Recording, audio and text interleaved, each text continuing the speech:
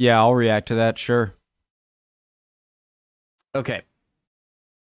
Hi guys, my eyes have been so tired past like week. I couldn't find sleep. I'm using eye drops. Ryan Shirley, awesome, preemptive like. The link to the original video from Ryan Shirley, top of the description, guys. Below that, link to the Discord. Love to have you. Top 10 places to visit in Poland, 4K travel guide. Let's go. Is Ryan, and what's up guys? Hey. My name is Ryan and I want to show you some of my favorite places in the enchanting country of Poland. So here is my Polish top 10. Mountains. I guess southern Poland. What are those mountains called? The ones that kind of Poland is home to some around of the world's Hungary. most stunning landscapes. From the medieval old town of Gdansk to the towering Tatra Mountains, Poland has so much to offer. Let's start this video off at the impressive city of Krakow. Now this may be one of my favorite cities in all of Poland. Located in the southern part of the country, Krakow was founded all the way back in the 7th century, so you best believe it's full of beautiful history and architecture. Now one of the most impressive sites is the Wawel Royal Castle. It was built during the 14th century and was the first UNESCO World Heritage Site. It features architectural styles from the medieval, Renaissance, and Baroque period. Sorry, when? It was built during the 14th century and was the first UNESCO World Heritage Site. It features architectural styles from the medieval, Renaissance, and Baroque periods. Now from the castle, you can make the short 10-minute walk to the main square. This dates all the way back to the 13th century and was the largest medieval town squares in all of Europe, which is pretty crazy. I mean, it's just fascinating to think of all the history that took place here. Now in the corner of the square is the St. Mary's Basilica, which was built back in the 14th century, and it's a perfect example of Polish Gothic architecture. Another interesting feature of Krakow is the Kosciuszko Mound. It's an artificial hill that was modeled after other prehistoric mounds in the city. It was built in 1823 to commemorate the national hero named Tadeusz Kosciuszko. The mound is 112 feet high, and there's a serpentine path that takes you to the top to enjoy the panoramic views of Krakow and the Vistula River. I don't think I've heard of him. Looks like 1700s. Late 1700s. The mount is 112 feet high, and there's a serpentine path that takes you to the top to enjoy the panoramic views of Krakow and the Vistula River. Krakow is just such an amazing city, and I hope y'all can visit. After Krakow, we're going to head to the Tatra Mountains. Now located about a 2 hours drive from Krakow, the Tatras are a stunning mountain range that straddles the Polish and Slovakian border. Now the best town to access the Tatras is Zakopane. Now located right at the base of the mountains, Zakopane is a perfect starting place for your mountain adventures. During the wintertime, Zakopane is an ideal place to go skiing, and in the summer months, it's a prime place to start your hike into the mountains. One of the most impressive spots in the Tatras is the Morskie Oko Lake. You can make the 16-kilometer round-trip trek to the scenic lake. Oh, wow. I mean, just such a phenomenal view up there. An interesting fact. The question. So, is that what the entire mountain range is called? The Tatras? That, you know what I'm talking about? It kind of like sloops around Hungary, right? It sort of looks connected to the Alps, but it's not the Alps. And it is that so that, or is that just what Poland calls it? Is that the Tatras are the smallest alpine mountain range in all of Europe, and they're home to plenty of wildlife such as the Eurasian brown bear. I just love how the Tatras look. They have such a unique and jagged look to them, and I just want to go hiking them this summer. Now if you're into World War II history, you can visit the Memorial of Auschwitz concentration camps. This is located about an hour's drive from Krakow. Now Auschwitz is infamously known to be one of the most horrific Nazi concentration camps. Over 1.1 million people died here. One of my favorite books I've ever read is called The Auschwitz Escape, and it tells the story of how 2 prisoners made their daring escape from this concentration camp. Now after, we're gonna... Yeah, I've been to Dachau, but Dachau wasn't a death camp like Auschwitz and Birkenau, I believe, were more just pure, like you went there, like most people went there to die immediately. Like that's the purpose, right? And so, but I do remember... One of 2 favorite books I've ever read is called The Over like this. This looks exactly like the ones in Dachau. But I'm sure, again, Auschwitz, Birkenau, much bigger scale, I would imagine. And so I love learning about World War II history. Obviously, this is the more grim part of it. I remember like a German guy, young guy, or he was around my age, asking me for a picture of him in front of this, and I did it, but then he asked me again because I guess I didn't do it very well, and it was just an interesting. I don't really have anything else to say about that, but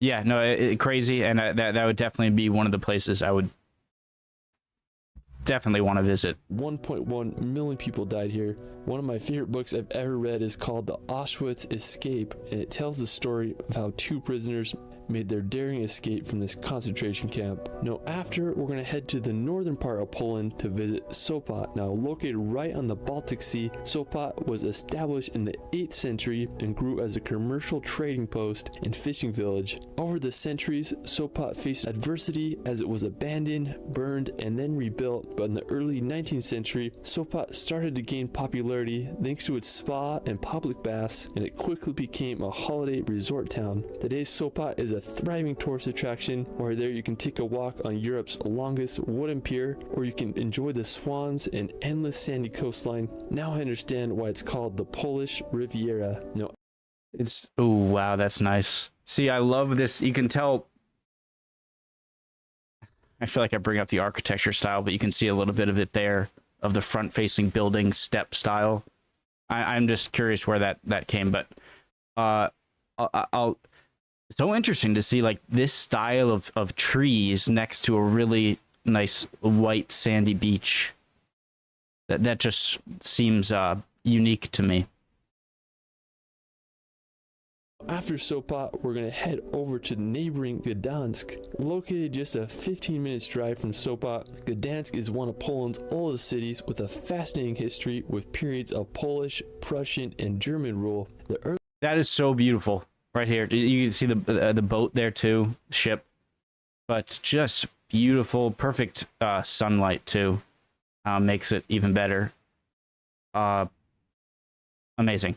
With a fascinating history with periods of Polish, Prussian, and German rule. The earliest mention of Gdansk was in the year 997 AD, and during the Middle Ages, Gdansk grew as an important seaport and shipbuilding town. It rose to be one of the wealthiest and largest cities in Poland until Warsaw's rapid growth in the 18th century. Today, Gdansk is one of Poland's most beautiful cities. I mean, I just can't believe it's Old Town. It's full of these perfectly placed houses that seem to go on forever. Another really cool feature that I like about Gdansk is how the canal runs right along the Old Town. It's often full of ships, and it gives the city such a fun vibe. While you're there, you can just explore the streets of Old Town or take a walk along the canal. I mean, just such an incredible city. Now, just an hour's drive from Gdansk is the Malbork Castle.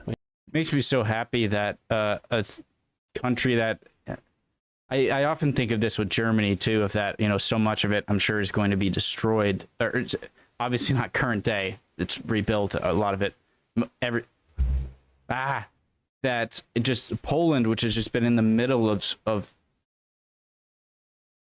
you know, on the eastern front of World War One, definitely World War Two, obviously World War Two, but World War One, I don't know much about the Eastern Front fighting in World War One, so I can't say how much Poland was destroyed there, but it gives me a happy feeling seeing how beautiful Poland is, even after going through a lot. Such an incredible city. Now, just an hour's drive from Gdansk is the Malbork Castle. I mean, this is the largest castle in the world by land area, which is pretty crazy. It was built in the 13th century by the Teutonic Knights, who were German Catholic crusaders. And as the number of the knights grew, so did the castle, which encloses an area of 52 acres. I mean, it's just crazy to think that people were able to build such buildings back then. More than half of Malbork Castle was destroyed during World War II, but thankfully it was rebuilt rebuilt to its former glory. Now after Malbork, we're going to head over to the Mazurian Lake District, located in northeastern Poland on the border of Kaliningrad.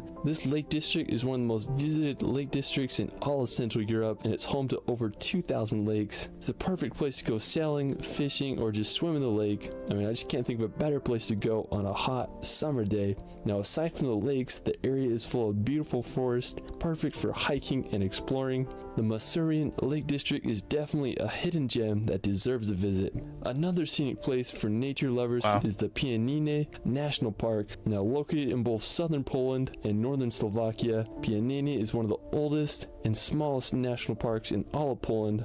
I mean, I just think it's such a beautiful area. The river runs right through it, and it acts as a natural border between Poland and Slovakia. The national park is home to many animal species, such as the Eurasian lynx, which I think is like one of the coolest animals ever. One of my favorite features of the park is the Three Crowns. The rock feature is made up of 5 sharp limestone peaks that create quite the sight. Now, another beautiful nearby spot is the Niedica Castle. This 14th century castle is located just a few minutes away from the park. I mean, this whole area is just incredible. Now after, we're going to head over to the beautiful city of Wrocław. I mean, it's such a tricky pronunciation. Now located in western Poland, about a 3-hour drive from Krakow, Wrocław is such a charming historical place. It's home to one of the most beautiful market squares in all of Europe. It's lined with elegant townhouses and cobblestone streets. Wrocław also has one of the most beautiful cathedrals in Poland. It was originally built in 1272, but has been damaged and rebuilt several times throughout the centuries. I just love its double spires. Wrocław is just the perfect place to just walk around and explore for a day. Now for our final destination, we're going to head to Warsaw, located on the Vistula River in east central Poland. Warsaw is the capital and largest city in the country. Warsaw began to grow in the 16th century when the capital was moved there. It was called the Paris of the North, but sadly, Warsaw was damaged extensively during World War II, with over 85% of its buildings in ruins. Thankfully, today it's a bustling capital with a population of 1.8 million. One of my favorite buildings of the city is the Palace of Culture and Science at 778 feet tall. It's the 5th tallest building in the EU. I love how strong it looks. Like the building just looks strong, powerful. The crowning feature of the city is Warsaw's Old Town. It was established during the 13th century and is full of history and medieval architecture. Like the main part of the city, the Old Town was almost completely destroyed during World War II, but it was miraculously restored and was made a World Heritage Site in 1980. When you're there, you can just explore the square and marvel at all the history that took place in this medieval Old Town. Well, that is it for my Poland Top 10. Let me know where your favorite place is in Poland in the comments below. I also started a relaxation channel where I post hour-long films with calming music to bring some peace and nature in your life. I'll be doing a film on Poland very soon. You can find me on TikTok and Instagram at shirley.films. It's Ryan, and we will see you later. Ryan Shirley just has it's becoming so just standard in his videos that his images and video is so good every single time. Love it. Would love to see any of your comments if you're from Poland or just anyone in general who would love to see them. Would really appreciate it. I hope you guys are all doing well, and I will see you next video. All right, bye guys.